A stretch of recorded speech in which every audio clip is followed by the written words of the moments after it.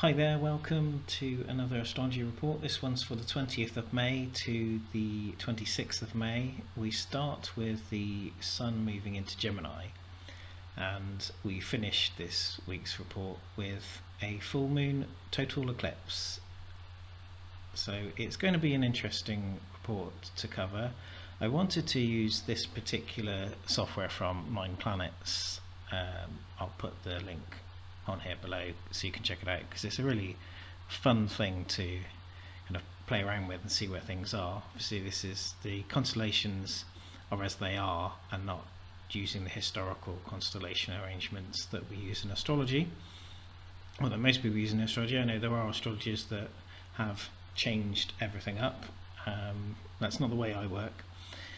And with this full moon eclipse we can see how the Earth completely covers the moon, so there's no sunlight at all that can get for the moon, so the moon becomes completely put into darkness, and this is why it's a total eclipse. And these are particularly seen as poignant moments, which we'll go into later in the reading, and it's quite fascinating really how we all look at these times, because some people see them as very dark, ominous times, and others see them as amazing 5D transformative processes, because it's like the emotional side of us that is there looking kind of, for a lot of us, controlling, especially if we're highly sensitive people. It's not there, it's in this darkness, and there's this opening, there's this spiritual opening which we can really take advantage of. And that's one thing I'm going to touch on at the end of this reading, talking about the total eclipse.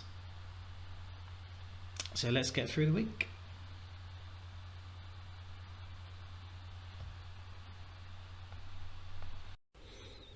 Now I'm going to try and separate the readings this week between the days, so a rundown between each day with interpretation. Let me know how this works for you, or how it doesn't, in the comments. This is still a work in progress, so feedback is always welcome. So starting with this evening, which is when the Sun moves into Gemini from 8 PM from Taurus, and that's the time that this chart snapshot was taken. The Sun in Gemini with the Moon in Virgo at 12 degrees. The Sun joins Mercury and Venus in Gemini now.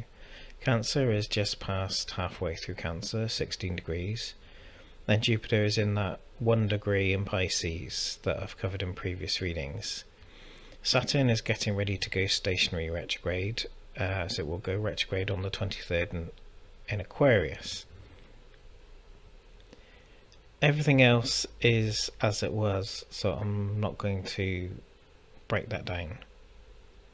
Aspects wise, the Sun and Jupiter are squaring. The Sun trines Pluto. The Moon is still squaring Chiron and Saturn from last week. Saturn squares Pluto. The new aspects are Venus trines Saturn, Venus sextile Chiron, and Moon in conjunct Chiron and Saturn. Remember that as well, that we're in this pre-retrograde shadow of Mercury and now Saturn. Plus, as a side note, there's been solar flare activity and events that have been disrupting things as well. I don't know about you, but I had early Mercury retrograde symptoms on Thursday and Friday last week. It was like, what the hell, man? It's not due to happen yet, but disruption was in the stars anyhow. It's just not in that particular combination, so that confused me a little bit. Breaking that down for tonight and tomorrow, things are about to pick up mentally and socially, if they haven't already. This third placement in Mercury ruled Gemini. Mercury is aligned with Hermes, Tote, the lamp, the messenger, the scribe, the Akashic records. He's the kind of key holder for that. There's a theme of expansion. Venus, Mercury and Sun here are busy but somewhat scatty energy.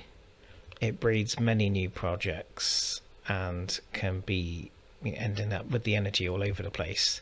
So there is going to be a need to focus on these days, if not every day. Focus on getting a task done. before you move on to the next one. Geminis can hyper-focus on things, but likely tend to be distracted and in two minds, which is the glyph for their symbol. It's duality. They are the twins. So, like watching TV and being on their phone and having a conversation at the same time. Slow it down just a tad and focus. Do the thing, then move on and do the next thing. Step by step, not all at once. Like on Parks and Recreation, character Ron Swanson says, fully ass one thing rather than half-assing two things. Mars in Cancer might be a stumbling block to getting things done, so be aware of that, move through it and do the thing anyway. So that's our inner world and our kind of inner conflicts and guidance. But our boundary planets and outer worlds are in a state of confusion. Jupiter the expander is here all week in Pisces, and that wants progression. Saturn in Aquarius is about that. It's about to go stationary, then it will be retrograde on Sunday. That slowing down and pausing reflects here our boundaries. You may feel passionate about something and feel the need to do something about it. The retrograde is going to put us through it again. There can be a push me, pull me between letting go of things I can't immediately change and the fire and passion of this is not right. I need to demonstrate and petition, up with this I will not put. Meanwhile, Uranus, Neptune and retrograde Pluto are giving us more information. Perhaps that's too much information. It's kind of like the internet being available as a library for us to use, or we can just create memes and play games and do quizzes on it. So for those of you who didn't agree with my take on Uranus last week, perhaps this one works for you. Uranus has the antenna and is the big transmitter. It's like the big Wi-Fi hub or radio tower, 5G station. It's both useful and destructive at the same time. Neptune in Pisces trine Pluto in Capricorn, retrograde, form this alliance between patterns and understanding. Pluto is themed around death and rebirth, renewal, transmutation. It's protected by the Egyptian god Anubis, Anpu, and Neptune is based around enlightenment, and of course, unfortunately, the darker side is illusion. So together they promote a time of working things out. I'm not saying to expect the Middle East ceasefire to be announced tonight, but we can start making bigger transmutation with our own shadow and towards the global shadow this week. We have the ingredients available as the week goes on. Moving on to Sunday evening, that's when Saturn goes retrograde. So the moon has moved through Virgo and into Libra before it hits Scorpio and then a Sagittarius full moon. Not much else has changed, although Mars and Venus are now exactly 30 degrees apart. That's an exact zodiac sign apart, and it's called semi-sextile because it's half of the sextile, the 60 degrees. This can put the two at odds. There's tension there. So Mars in Cancer and Venus in Gemini are not really in alignment here. This can cause some issues with our outer relationships. Venus the lover and Mars the doer, the personal will, may entangle with our friends and family or work colleagues. Of course, the biggie is Saturn going retrograde in Aquarius. It's going to be there until around the 11th of October, so it's a big theme. Saturn in Aquarius was flagging a conflict between our relationships with authority. It's our boundaries, our understanding of rules and our respect for the regimes from local governments right up to the national and global authorities. However you want to frame all of that. New World Order! Saturn is the planet that perhaps exudes the patriarchy more than any other thing in the solar system. Although in its Greek and Roman mythology Jupiter was Zeus and, Jupiter. Saturn as Kronos was the father or grandfather, patriarch figure. Apollo, Aten, Amun, Ra, the sun, was always the creator god and not always the king. Saturn built up a house of rules and regulations that partly are scientific and partly just control mechanisms by the patriarchy to keep leadership and undermine us. So whether it's been through withholding access to basic needs of food and water, to education, money, keeping privilege to the great patriarch, Saturn has been used by the leaders from community level right up to country and to world as a means to control all the rest of us. You have to know your role and do what we say. Respect my authority. The thing here is that in Aquarius, Saturn is not in a well-to-do placement to go along and respect the authority. Saturn is in its rebellion placement. Aquarius, as I've said before, is a complex sign. It's a difficult placement. It's not a bad sign, but perhaps it's bad for Saturn and the patriarchy. Aquarius is a fighter. It's a do-gooder who wants equality, equity, justice. And we've been here before. Saturn was retrograde in Aquarius from May to September last year. Now, do you remember anything happening last year? Black Lives Matter, anti-mask, anti-lockdown protests? Anything? Expect the same again. More protests, more speaking up, more speaking out against the injustices. Now this retrograde is another level up or review of our boundaries. It's a review of not just our boundaries though, it's our laws, it's our fights for justice, it's the 1%. It's this theme of building up your voice that we've been going through in the throat chakra for the 5-5 portal. It's given a power up now as we move towards the 6-6 portal governing the brow chakra, which is going to be at the lunar eclipse where we can see more clearly. This retrograde is purely an opportunity to make changes. If you haven't started with yourself, it starts being about you before it can be us, and then it can be them. If you're at the us stage, then it moves towards already challenging the them, challenging the establishment, the status quo. Ignore the people who are so low vibration that they don't really think for themselves. They just eat up the media's spoon-fed dialogues. Avoid the distractions. Leave them. Unless you feel they can influence them to work on themselves, let it go for now.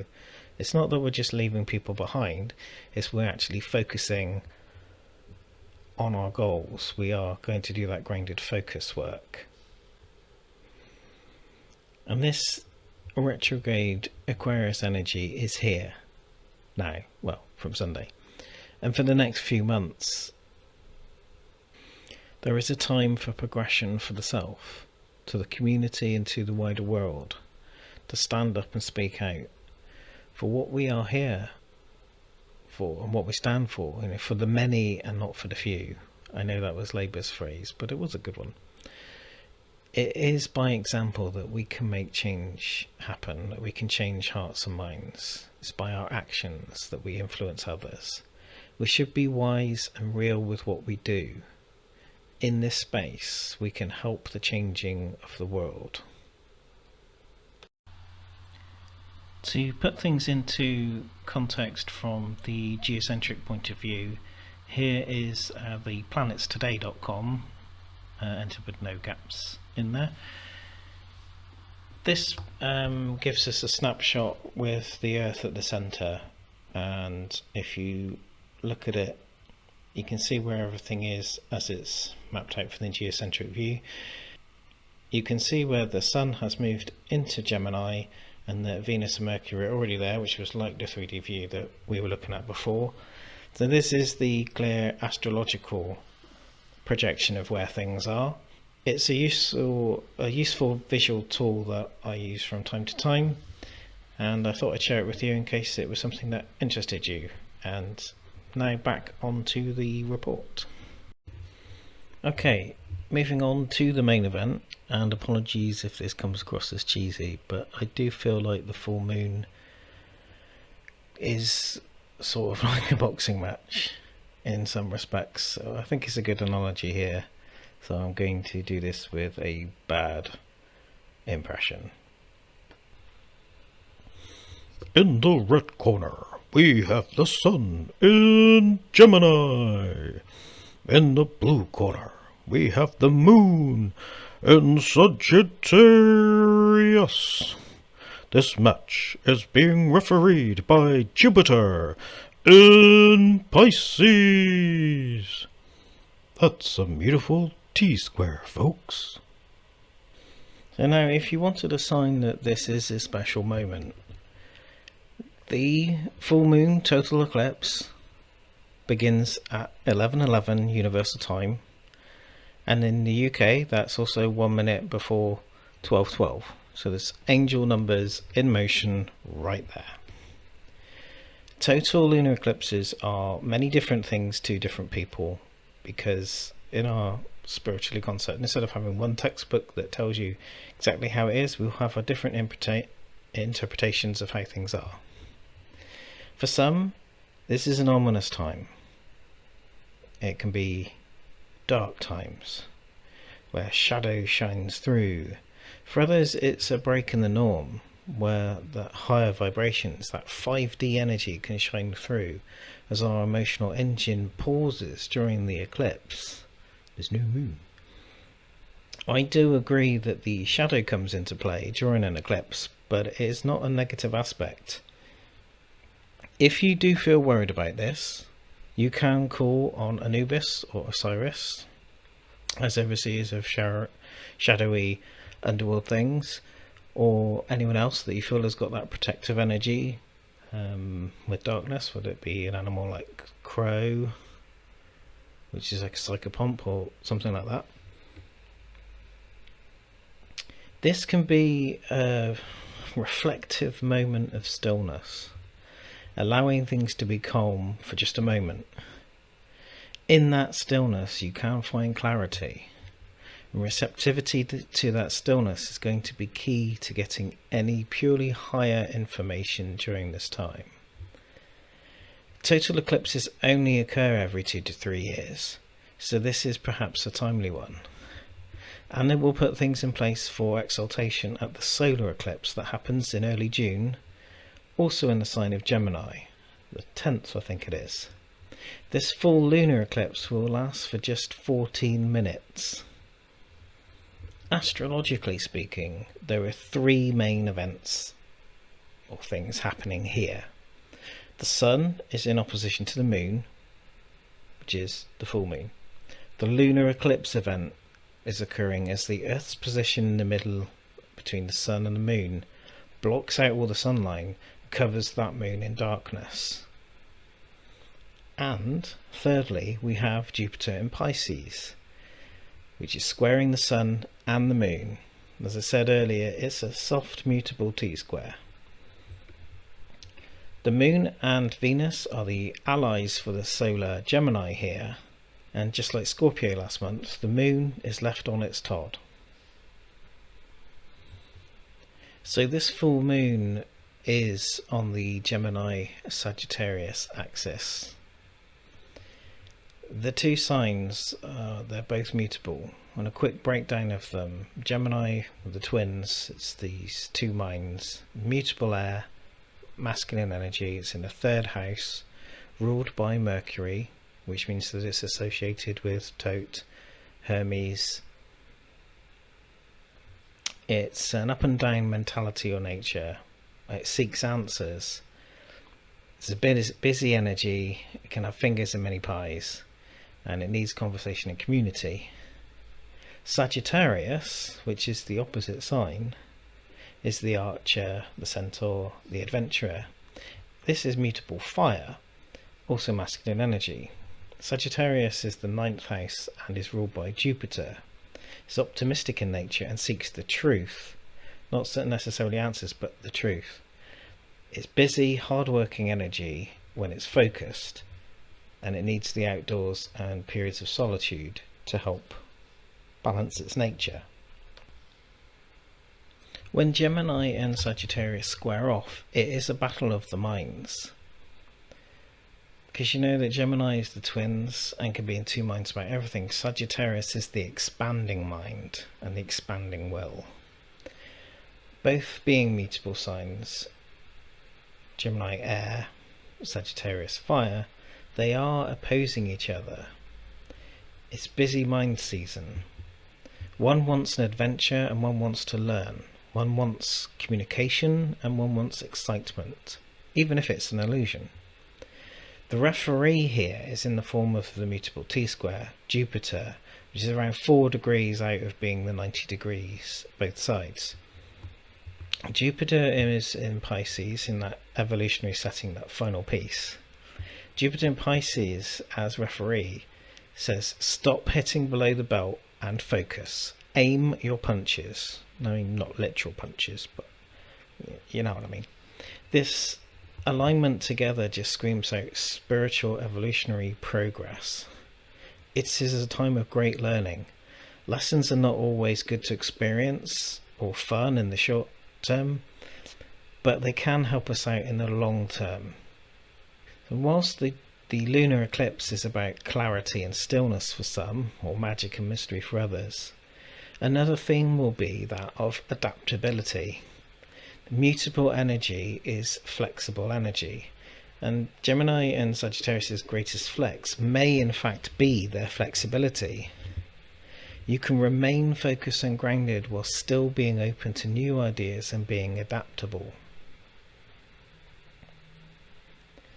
One thing I think I missed from the segment on T-squares from last month was about the missing element. A cross has all 4 elements of that, whether it's cardinal, fixed or mutable, but a T-square will have only 3. One of the keys to balancing everything at that time is looking for the missing element. Here that missing element is going to be Earth. It would have been sign Virgo. Virgo is untainted, grounded and receptive, so that reinforces the need to ground in this adaptable energy. And did I mention also that this is a supermoon? A super flower blood moon eclipse, if you will. The moon will be around 8% larger than a normal full moon, although for 14 minutes it will not be seen.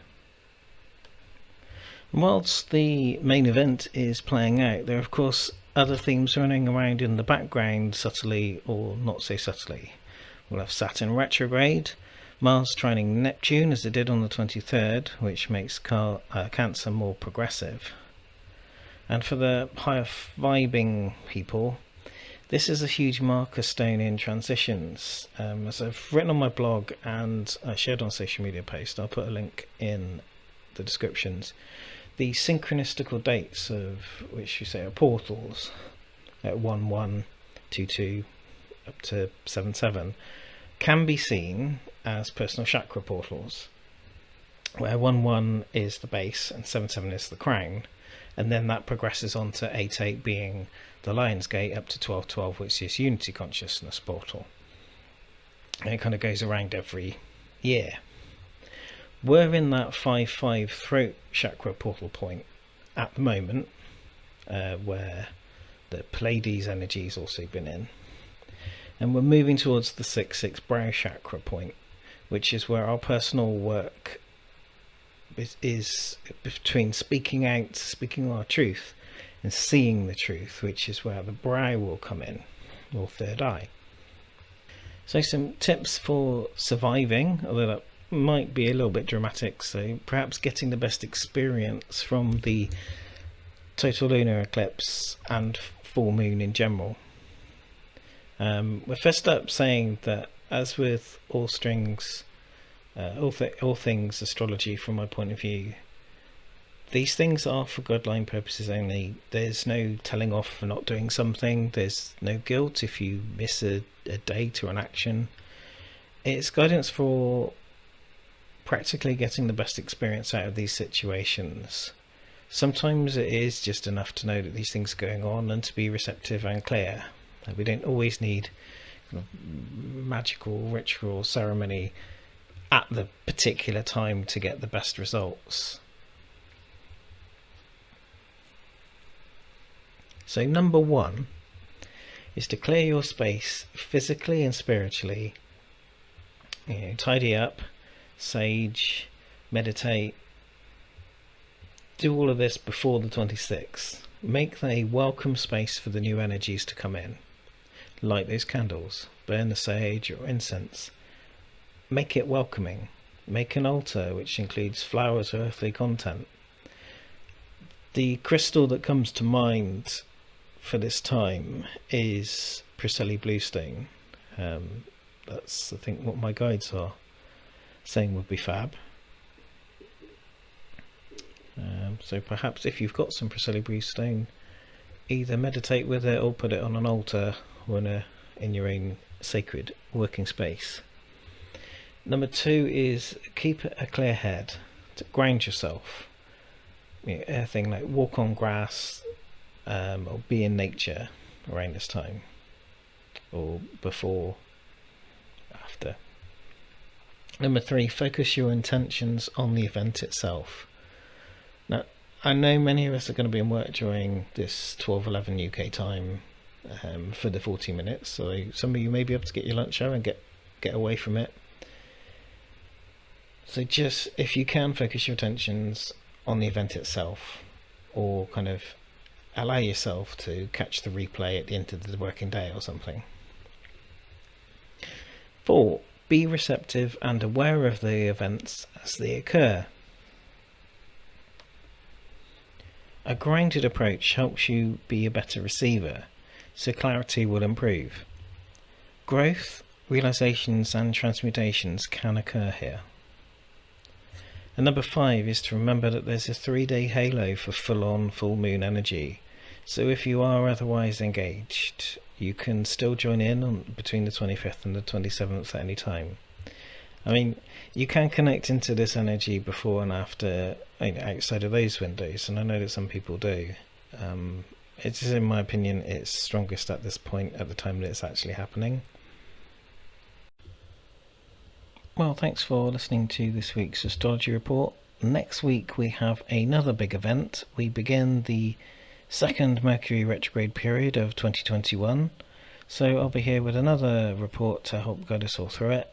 Don't worry, Merc might be a jerk in this position, but it is not all bad and good experiences can come out of this. So see you next week. Cheerio. You made it all the way through to the end of this video. Great, thanks for watching. Please like, share and subscribe, and follow me on Twitter, Facebook, or the usual social media. This is Phoenix, saying goodbye.